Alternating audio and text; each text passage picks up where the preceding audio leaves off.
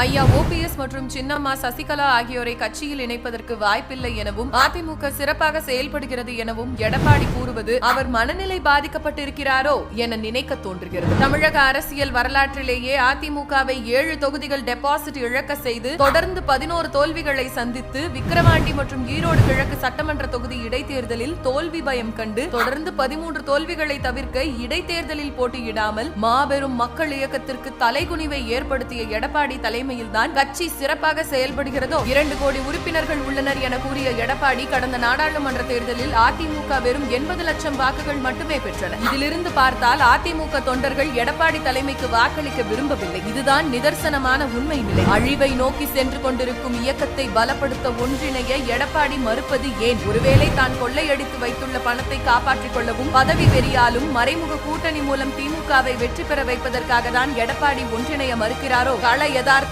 வேறாக இருக்க அதிமுக பலமாக இருக்கிறது என்றும் சிறப்பாக செயல்படுகிறது என்றும் தொண்டர்களிடமும் பொதுமக்களிடமும் பொய் கூறுவதை நிறுத்திவிட்டு இயக்கத்தை பலப்படுத்த ஒன்றிணைந்து செயல்படுங்கள். இயக்கத்தை காப்பாற்ற ஆட்சி அமைக்க இயக்கம் ஒன்றிணைவதே ஒரே வழி.